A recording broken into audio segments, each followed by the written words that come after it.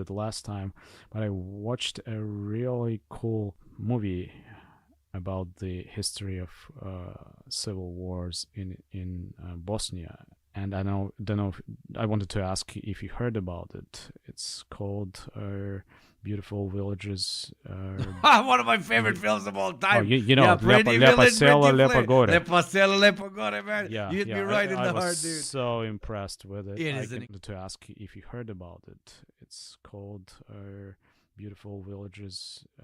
One of my favorite films of all time. Oh, you know, Pretty Lepacella, Village, Pretty Flame. Lepagore. Lepacella, Lepagore, man. Yeah, You hit me right in I the was heart, dude. so impressed with it. It I is an can incredible highly piece of art. advise it. Yeah, very beautiful, and it shows the gradual development of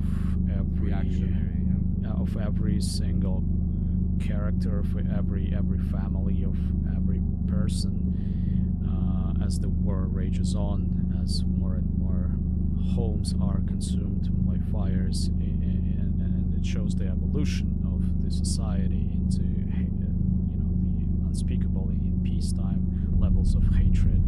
I highly advise it. I was very impressed by who's the director. I don't remember specifically. I want to lie. I can check. Tell you, it's Dragan Bjelogorlic. Bjelogorlic, yes. He had a career after that, which was very good. I'm afraid I completely forgot he made it. But I think I showed that movie to like 5-6 people. It's one of the most underrated anti-war films of all time. And arguably my second favorite after Soviet classic, which viewers, if you do not fucking know it, Belarusian more specifically, I'm not gonna say the name because you're all supposed to know it, and if you don't know it, you should feel very, very bad. But Hakim, you like now we gathered guys talking about this obviously harsh topic, but here particularly about how middle class and upper strata, but not only the type of how people behave during a time of conflict. And you come from a country which had a very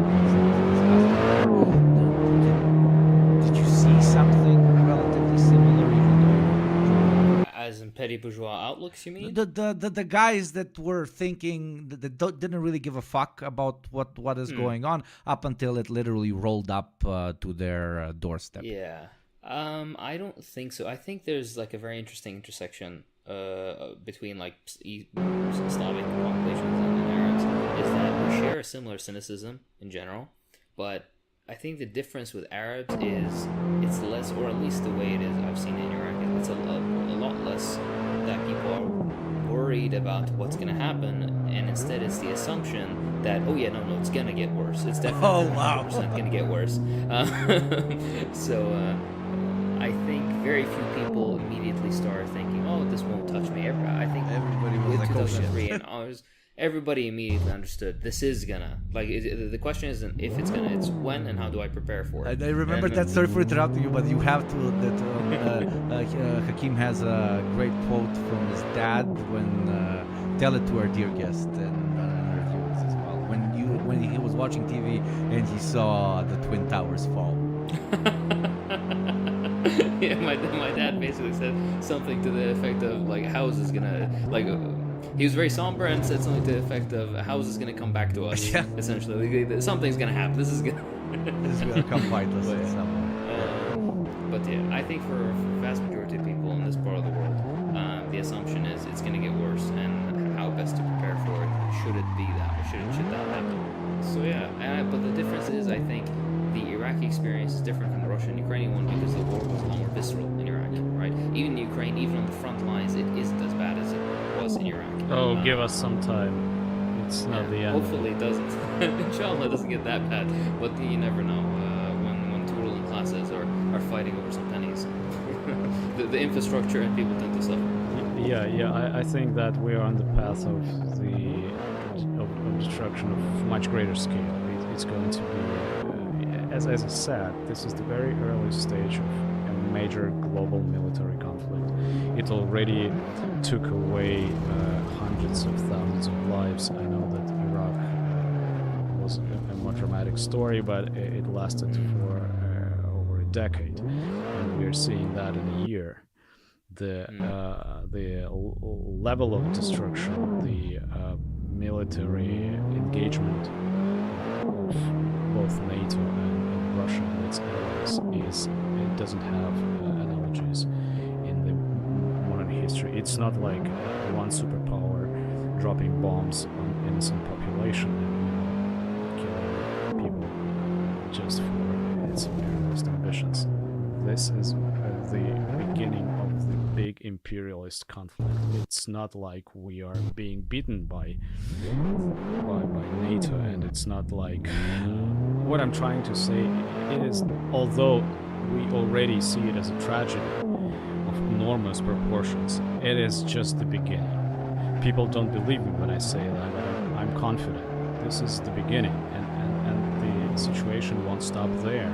We will see another front added, maybe more than one front added to it. And I'm thinking seriously that it is just a preface to major military conflagration in Southeast Asia. Because the two centers of capital, two imperialist centers in the world are the US and China. There's no way this contradiction might be resolved peacefully, and we saw it. There were numerous attempts to calm it down diplomatically. It doesn't work because it cannot work. So the only remaining path is a path to disaster, a path to an imperialist war, which is destined to be global. And again, you're seeing big military alliances expanding. I'm not even talking about NATO, it's Quad. It is Russian-Chinese agreement, and North Korea and Iran are all there. Russian and Chinese fleet is patrolling Alaska. And just yesterday, the US launched its intercontinental missile right after we launched ours. It is a very dangerous intersection, and I think that it couldn't even be compared to all the wars that we saw previously. It is, we are balancing on the brink of a real catastrophe of such proportions that Ukrainian war will fade and look very insignificant in comparison. I deeply hope that you're obviously wrong, as I said previously. Maybe those capitalist contradictions can be relatively smoothed out at the point at which capitalists inside of these individual states start understanding that the interests of their general state is below their own need to garner and build more capital, which kind of creates a more international connection of capital, which does not lead to direct conflict, because that would lead to less profitability for certain industries, while a massive increase of profitability for others. But this is obviously becomes a very complicated conversation, and we end up straying away from the main point. And obviously it depends on how or if this current, very specific Ukrainian-Russian conflict goes. So to kind of take it a few steps back, your thesis that this will grow into more and more global conflict. Let's more international. Yeah, let's start with kind of one player that has always been there, kind of levitating, or whatever term I could use. What and that specifically is Belarus. Most be it Western analysts or just everyday Joes trying to get what Belarus is doing in these current developments is kind of hard to understand. Is it just theater? Where does Lukashenko and the interests of his administration stand, and so on? What's your view on basically Belarus's role, Lukashenko's role in this conflict? Is he really, as it's presented, best friends with Putin, or is that relationship a bit more? I think that his best friend is China, and he's playing a role of an intermediary between Russia 100. and the West, Russia and China, and Off and due left, to long. the growing political instability inside Belarus, he's more 200. attached to Russia now. But there were very visible contradictions Left. in the Russian governing elite Off and right. the Lukashenko circle in the past, up until the people's protests To in right. 2020. He was very skeptical towards moving closer 500. to Russia. And now it all changed, but not because Lukashenko changed, because the political situation is changing. I think that again, Ukraine is we cannot go very far from what I To right, from my very long. supposition that this is not an isolated military conflict. It's a part 5 of right. a bigger competition. To And right. when something is happening in Belarus or Kazakhstan or To left. in Russia itself, it has very To right. immediate and direct relation to the Chinese interests. I see it Three as left. a manifestation of the Chinese economic expansion to the West and the West's distinct desire to use all Arm and right, means possible to stop it. It is competition. What capitalism is competition. So we're seeing competition 100. through other means. And Lukashenko, to me, he's just a representative left, of long. Chinese capital. Chinese. He has his own interests, obviously. 200. But he's acting in this team, and what makes the situation similar to the one of the beginning of the 20th century is that the two major camps. And 2 years ago, it wasn't so evident. Now it is evident. The camps are Arm and right, solidifying themselves. More and more countries are forced to choose sides. It's either China and Russia and some other 100. countries in the middle, like Belarus, Arm and left. Iran, Long. North Korea, or it's the West, 200. NATO, the US, Japan, etc. So it's very To similar. left. It's Hop and right. almost analogous to what drove the world To right. Long. World War I. And the reason for that similarity is also understandable to Marxists 500. because the fundamentals, the economic fundamentals of the imperialist competition are unchanged. We are often criticized by our opponents here who claiming that China is a socialist country and a country To with right. Very long. a socialist revolution where proletariat is the ruling class, capitalists. So this is 5 why right. they claim we have to be supportive of the To right. Russian-Chinese alliance and all leftists, To left. either here or in the West, To right. in this camp. But what we are seeing is that this is a classical example of capitalist competition, and it is usually accompanied in the era of imperialism. It is usually accompanied by an economic crisis. Arm and And right, look, long. this is exactly what's happening in the world stage right now. The global economy is stagnating. The crisis of 100. 2008 is not over. It is Arm and left. Long. approaching its culmination, and the 200. only remaining engine of the global economy, China, is To left. cooling down. Usually, as we Arm and right. should remember from history, these two things walk hand in hand: the To right, global long. economic crisis and the imperialist war of the global proportion. You see, 500. I'm sorry for driving back to my favorite track, but this is also, to me, when I look at Lukashenko, I see him playing a very logical tune, but that tune To right. also Very long. melts into the whole ensemble of the growing imperialist 5 right. competition. And To he's right. just a minor player. To Absolutely. left. So no matter what someone, particularly be it a comrade or not, thinks about To the right. Chinese system or Russian actions in Ukraine or NATO actions in Ukraine, or the, who, quote unquote, is in their eyes the beacon of hope in this future conflict, or the devil incarnate themselves. Most people kind of have their own camp, as you very eloquently put. But what's kind of interesting, and it was interesting to most people at the beginning of World War as well, is those certain players that have kind of stayed either relatively undecided, or it seems that they are kind of changing their position.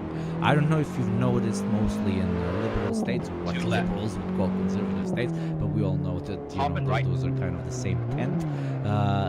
Have you noticed a certain kind of shift when it comes to their position towards their official position towards the conflict? I mean, we've seen far-right leadership coming into power in Italy after having multiple times said that they are very skeptic of the support towards Ukraine and the war, and then they came into power, and that tune changed. We know about Hungary's constant balancing of we're here, we're there, we're here, we're there. We know what the French far-right thinks as well, and the far left. Serbia is obviously, to get a mention, is trying to balance it always, while also selling weapons only to one side, and so on and so on. Basically, where my question is directed at is, how do you think this is going to play out when it comes to these states that are undecided? Is it just going to the local bourgeoisie of those states putting their best bet on whatever player they think will eventually lead them to accumulating more capital, or are there some reactionary, or one could even call them social stakes at play here, traditional allies, some realpolitik, as the liberals like to call it? I think that it is, and it will be going on according to this historical analogy that I already drew, like Bulgaria and Romania in 1913, 1912, and other smaller countries were stuck between the two major military groups and major economic camps. Same thing is happening today, and it is very sad for them. But yes, they would bet on the most, in their opinion, on the side that will guarantee their capitals and their security of their possessions. It's hard to predict where will each and every one of them end up. But look at Turkey again, as you said. Look at Serbia, Hungary, and it doesn't matter if you're rightist or leftist. In Spain, there are socialists. There were socialists in power up until recently, and they were supporting NATO, not because they are socialist, because they are traitors of the socialist cause, but because this is the interest of the Spanish bourgeoisie. And same thing is happening in all other parts of the world. Look at Latin America, look at East Asia, what's going on in Vietnam, in Thailand, with its current turbulence around the Prime Minister. Everywhere.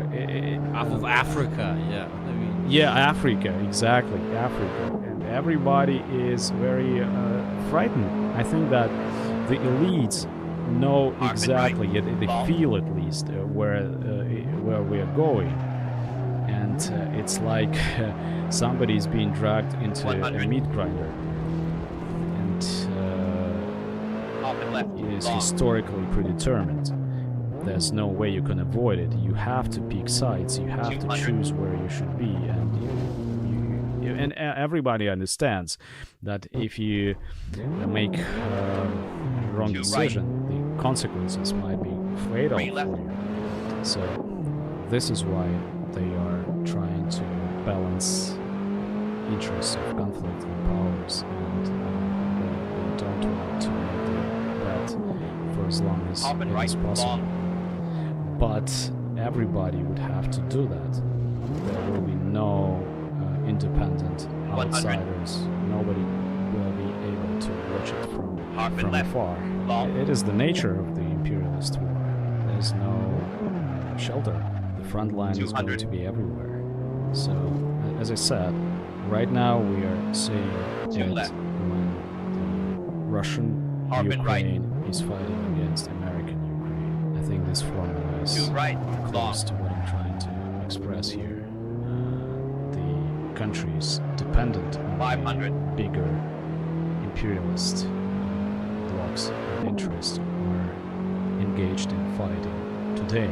Tomorrow it will be much worse, and more actors will be dragged into this orbit. Well, to finish Two right. Very long. this, thank I you hate to ve- be so pessimistic, but No. this is on what's Sometimes on my it's mind. necessary. And Absolutely throughout this not. year, Five right. when it all started in February Two right. 2022, I said it is not Russia versus Ukraine. left. It is not Ukraine. It is not Russia versus NATO. Whatever. Two right. Anglo-Saxons, as the Russian Three left. capitalists are trying to present it here. I said it is the beginning of the major clash of capitalists, capitalist groups, and it's going to be China versus the US in the end, like it was Germany versus the UK in Harbin right. 1914, Long. and Germany plus all the satellites, and the Anglo-Saxons plus all their satellites, and we're seeing 100. the same model reborn today. It is Harbin still left. Long. adequate. It is still relevant, not because we want it to be so, but because 200. we are still living in the age of imperialism, studied Two left. and analyzed by Harbin right.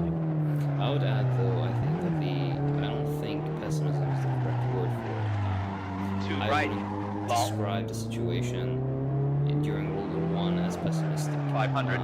These sort of events, as with as much misery as they bring, also happen to be the kernels or the seeds of the most liberatory Absolutely, attempts fully by agree. Yeah, humanity. yeah. Without that, striding forward. you're totally right. Exactly.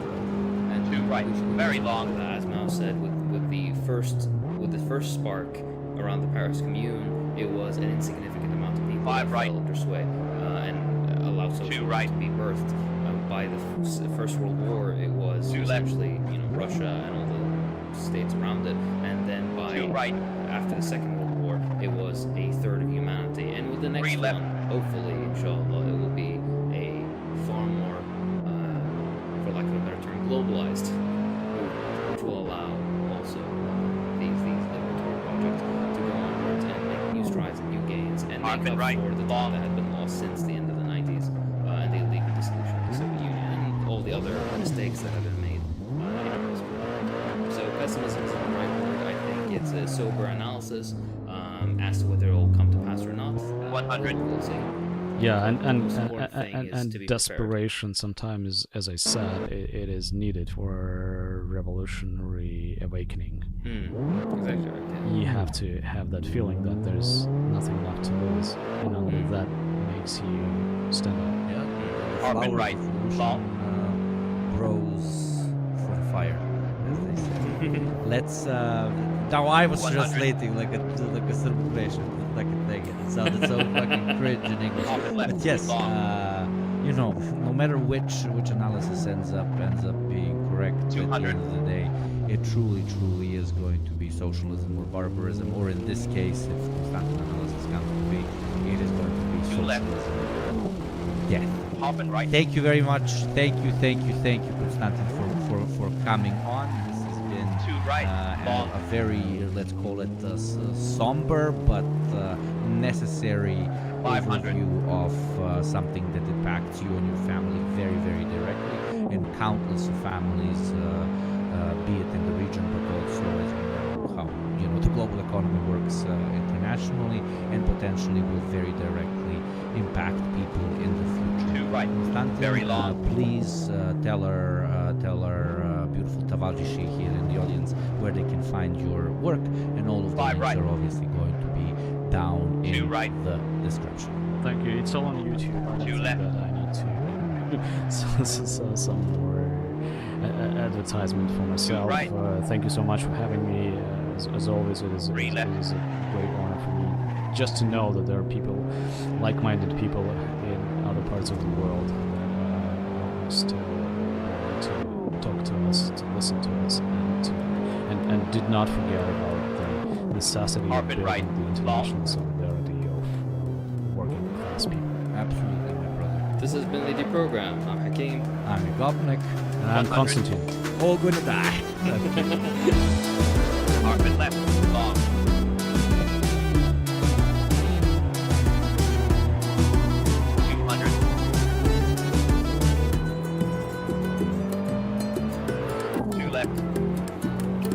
Harpin right. 2 right, long.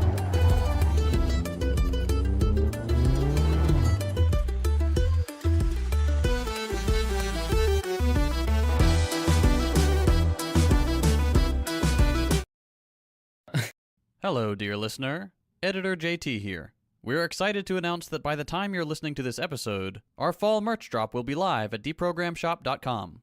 Whether you want a little Fidel peeking out of your frocket, a lovingly recreated Don't Tread on Me sticker, and now onto the show. Hello, ladies, gentlemen, and NBs. Today I am literally recording looking like a classic example of a quasi-Slavic businessman or whatever the fuck, sitting in my office shouting at my phone because I am an idiot that pretty much has the same headphones for like 10 or 12 years at this point. And right as we were supposed to record the episode, they just died on me. Then I continued to ravage the entire apartment behind me. There's literally like 15 girls' bags all over the floor because I remembered my partner has like AirPods, so maybe I could use those so that there's no echo while we actually fucking record. She's probably gonna murder me when she sees what I did to her like small closet. But we decided, we did the big brain play where I'm recording from a microphone, but in order for the voice not to be as loud of my two beautiful colleagues right here coming out of the computer, I'm actually talking to them on the phone. It reminds me of pretty much 99% of all my time I spent with my dad, which was basically him on the phone and me looking up at him. So I guess all that goes around comes around to an extent. That's the one perspective, and the other, as always, the most tortured class of podcasters needs to talk about how tortured they are and the things we do for you. This could have easily been postponed, etc., etc. But no, they need to get their content your filled, and their sacrifices content are filled they shall appreciated. get. Absolutely, especially my phone battery. You know how fucking bad it is for a phone to like be in a constant 1 hour conversation, and I have a fucking flip phone, so it has like half the fucking battery.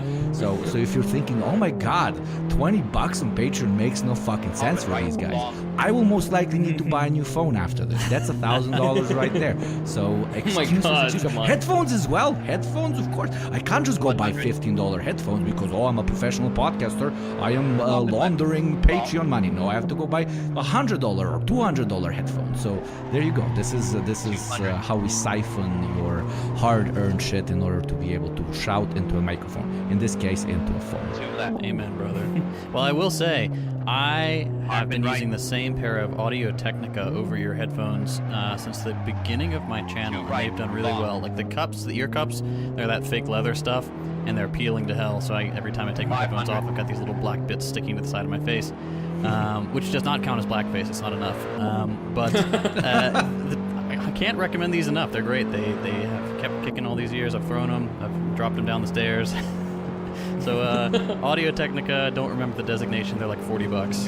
Go very nuts. long. But anyway, I'm very glad to be back. I missed the last 2 episodes, which is a first for me. I've missed, 1 or 2 here and there. I was wondering why I was having so much fun. Like, what the fuck? Okay. I'm All sorry, I right. don't mean this. I do not mean this. Don't make me turn this podcast around. I started this. I can end it. Oh my god.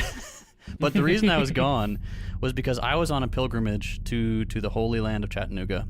This was my first time there, and I was enjoying it to the fullest. We were, my wife and I are actually trying to decide if we want to move there because Texas was all right, but now that we have a kid, there's just like not anything to do here. in the suburbs. You got to drive 20 minutes to get anywhere. There's no nature stuff to do whatsoever. The only cool city is Austin, and that's 3.5 hours away. You can shoot your neighbor though. That's You true. can you can goad him to come over onto your lawn, and then you can the stand your ground law, defend your castle. What's it called? It's it's called the stand your ground law or castle doctrine, which sounds really cool, but yeah, that's actually a time honored pastime here in Texas. We're like, hey, I bet you wouldn't say that over here on my porch. You just try to coax him over and then shoot him. But yeah, Chattanooga was great. It was they have a cool aquarium, like a tower defense game, like those flash games you played in 3rd grade. Yeah, the plant one, Plants vs Zombies. Yeah. Angry Birds are just fucking throwing chickens out. Anyways, yeah. the great aquarium. I love aquariums. I sent the boys a picture of me in front of a really big crab. I was like, God should not make creatures this menacing. Like the crab was, the body was easily the size of my head, a little bit wider than my head, and then its spindly little limbs were all barbed and jagged and extended like, I don't know, 3 feet on each side. It was massive. I forget what kind of crab it was, but anyway, that was beautiful. Love Chattanooga. Nice mountains, friendly people, great bars, outdoor stuff, lots of nature trails, kayaking. Really cool place. Undervalued, I think. I love how, like, from an actual unironic joke here at this show, it started a year and a half ago about us making fun of the name of the place, which turns out it's actually like a Native American name, so we're just being bigoted cunts. But at the end of the day, now you're actually migrating there. So, maybe potentially, you know. I love how how weird this fucking world is. Yeah. You Something need that to is make a joke hijra turns to into the your home. Yeah. the hijra to the holy land of Chattanooga. Yeah. Dara Chattanooga. As we say, that's a very niche joke. I don't think anybody's gonna get it, but alright. Oh my god. Speaking of your lovely photo, by the way, I didn't even notice the crab because I was too busy being absolutely lost in your beautiful curly locks. You're very beautiful man. I didn't notice the eldritch horror emerging from behind my head. That thing is menacing. I was too busy being absolutely. I was too busy losing circulation. The crab was properly as well, man. I've been playing so much Baldur's Gate, and you can basically romance fucking anything that moves there. So Nice. The crab right next to you. I mean, I'm really not. I'm like half a furry. Sometimes it can be interesting. God. Obviously, not into the zoophilia bullshit. But a crab, I wouldn't want. I wouldn't watch you get like railed by a crab. What would that even look like? It's probably like made of. Specifically, JT getting railed by a No. crab, or No, please. Specifically, JT, yeah. But even though JT Okay, can make like it's a Patreon- anything it's a sexy, Patreon but a perk. crab, I don't. Oh shit. I would get crabs. Oh my god, I should get chocolate. okay, that's you really should. But everybody, please do support us on Patreon, and we will eventually make it happen for your viewing pleasure. No. Oh my god. Well, speaking of what's it called, headphones at the beginning. Not to outshine the boys, but the headphones that I'm using is a pair of Wish headphones that I got for probably less than $1 if you were to convert the currency. And I still use these. I plug these into my shitty fucking Blue Yeti microphone that I've had for years. Oh my god.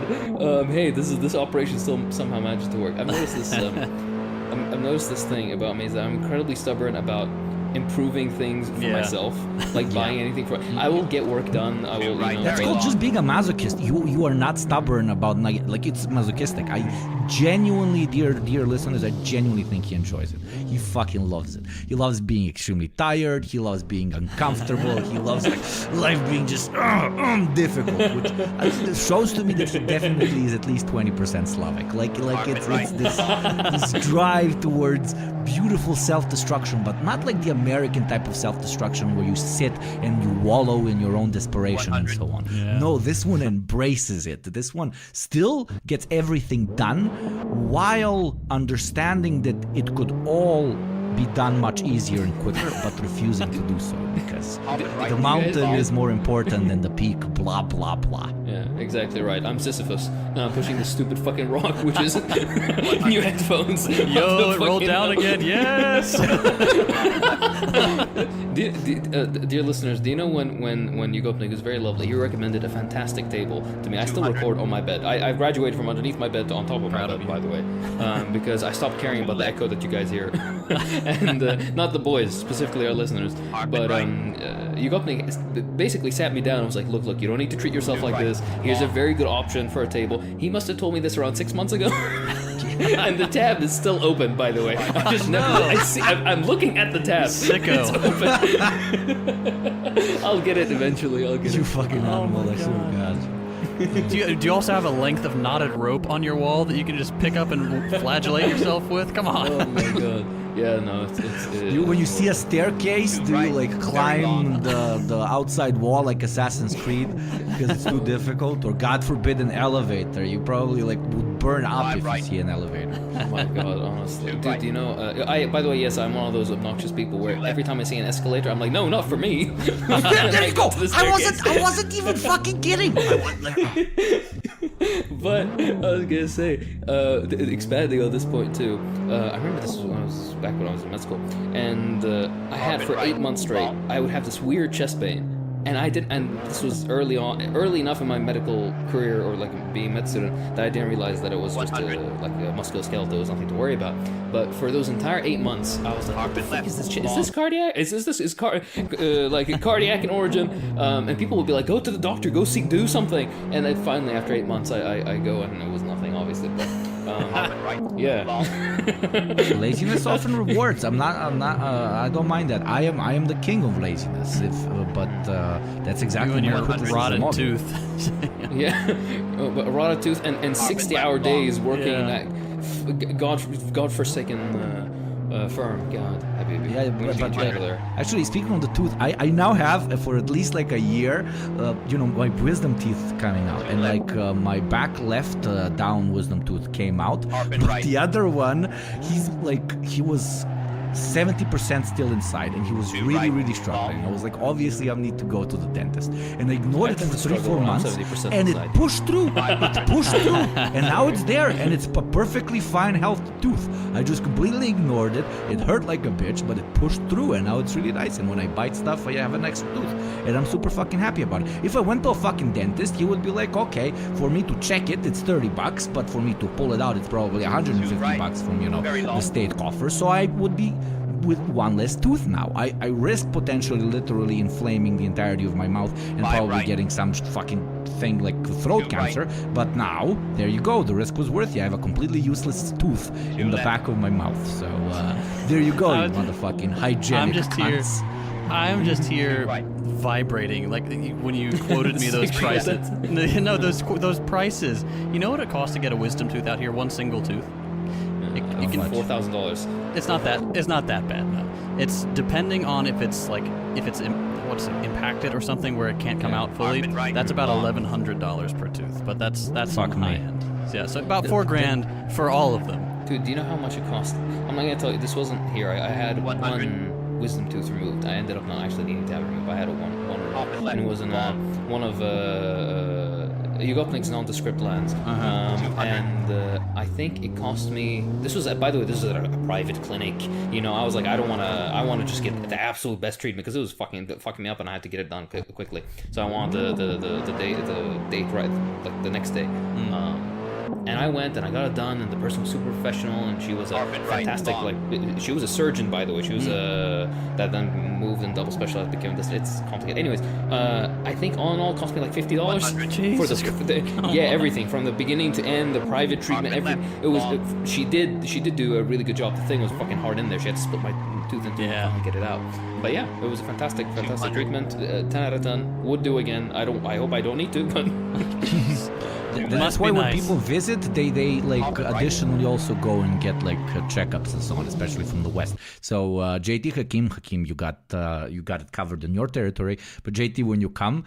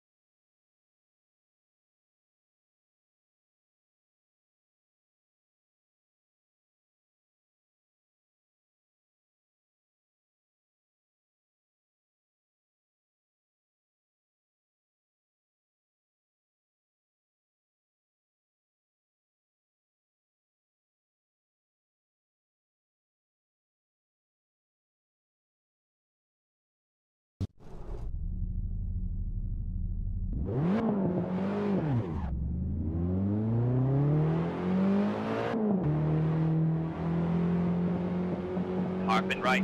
Long.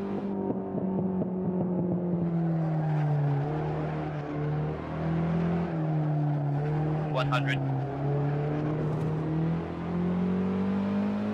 Harp and left long.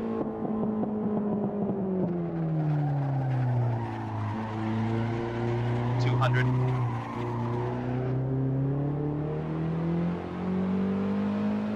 Two left. Harp and right. Two right, long.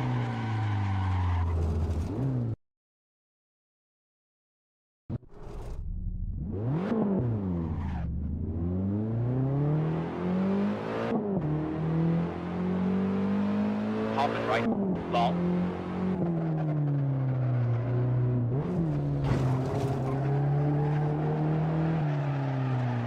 100. Harp and left, long.